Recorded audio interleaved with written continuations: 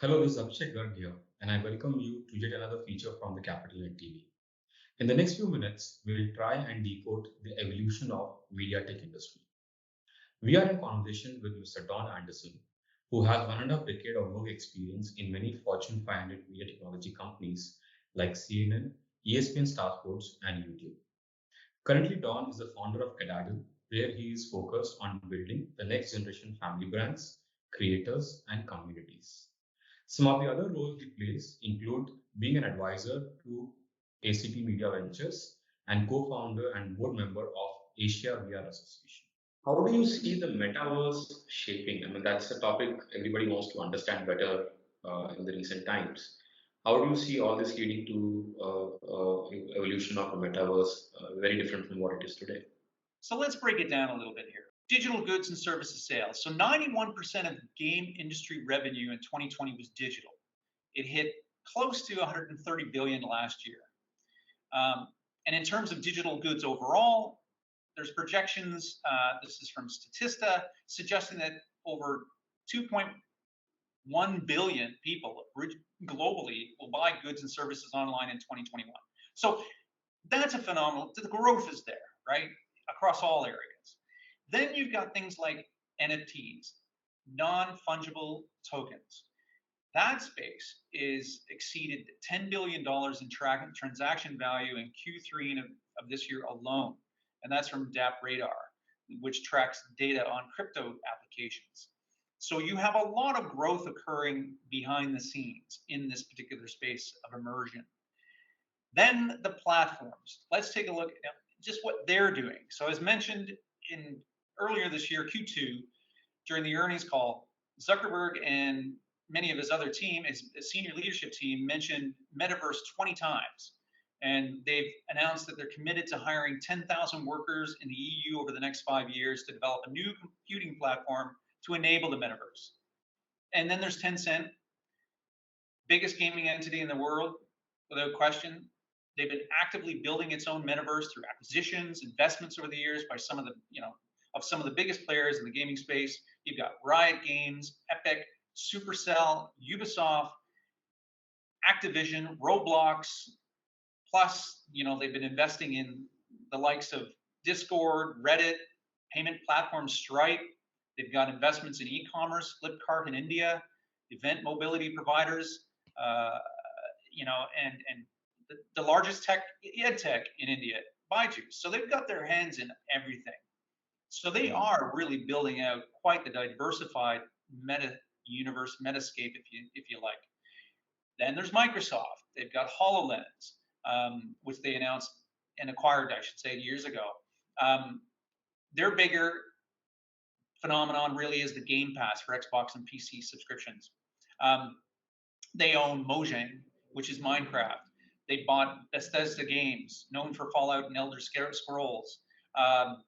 They haven't been as noisy as everyone else in this space, aside from, say, the Bethesda acquisition and the work they're doing around HoloLens, which is a bit more enterprise-oriented, but they are very, very serious in terms of their gaming studio footprint.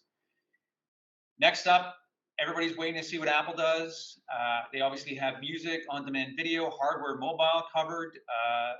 It's preparing for the metaverse economy with an expected launch in 2022 of its own VR and AR enabled hardware. Many different rumors and predictions here. The device is expected to be typically high-end, probably priced beyond what we can afford as consumers, who knows? But it's also going to be spec'd at the high end in terms of its own sort of delivery of content. Could be a game changer. It really could. We don't know. But a lot of people are talking about this already. It's also worth noting that in 2020, they've made acquisitions in this space before, like Spaces. It's a developer of location-based VR experiences, since pivoting to launch a VR extension for Zoom, and NextVR, a VR broadcasting startup. So they're ramping up themselves. Alibaba, again, signaled its intent to develop metaverse offerings, have registered several trademarks. They have e-commerce covered. They dabbled in content investments through major motion picture investments like the Iron Man franchise, even some very early VR hardware. So you can expect them to ensure that they have a presence in this space. Then follow suit those hardware players. Again, I mentioned Apple and such.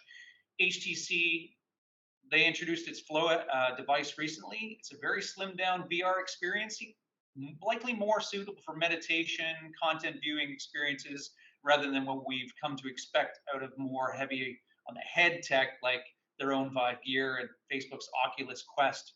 There's still a niche player in this, but their Viveport app store is, in my opinion, one of the best options for VR related experiences. So they're doing a great job in supporting the ecosystem. Snap, putting them in here. They've got their Spectacle smart glasses. First real attempt at AR on your face. They'll compete with Ray-Ban's announced AR glasses, Stories with Facebook. Xiaomi, they could reappear at any point in time, noting they were originally responsible for the hardware that powered the short-lived Oculus Go headset. I think the question that needs to be asked, though, is are we there yet? And not even close. There's nothing really that looks like an Oasis setup as shown or depicted in Ready Player One. There's nothing that really brings it all together. And there won't be anything like that probably for some time. But it's going to happen. It will happen just based on the individual ambitions and efforts and investments made by big tech. So it's an exciting space to look forward to. How do you see startups playing a role in this, and what is there in there for startups in this emerging area? Well, it's game on. It's Web 1.0 again, in a way. So proceed carefully. You've got the venture capital company that I'm advising. They've invested in XR Games, which is Australia based. They produce mobile and console VR games. They've done quite well in that space and are ramping up. You look at social VR game developer Rec Room. They received Series C funding at the end of 2020 worth 20 million. They had previously received funding from Sequoia and others. ByteDance, big name, big acquisition. They bought China-based hardware maker Pico in August of this year. Big Screen VR received funding from VCs way back in 2017 from Andreessen Horowitz. That's nothing to sneeze at. They've inked distribution deals with Viacom. Then there's VR Chat, which is growing in popularity. As Zuckerberg said, a lot of their research has demonstrated or shown that people are wanting social experiences, and VR Chat is one of the most popular in that space. They got $80 million in Series D funding in June. And then Oculus SideQuest, the offshoot, they got $3 million in funding as well. Support from original Oculus inventor Palmer Luckey. So there's a lot of activity going on in this space too as well. And you can only also look at the studios that are being spawned by metaverses too. You've got Roblox has got its own ecosystem of studios that are popping up and getting funded. Good example is Toya, I think that's how it's pronounced, female-funded gaming studio. They achieved success with its miraculous Ladybug IP, Infinite Canvas, a mix of content production and talent management. And game developer Super Social recently raised over $5 million from Warner Music Group. So there's a lot of activity in this particular space. Now, looking at NFTs, that's a completely other discussion too alongside.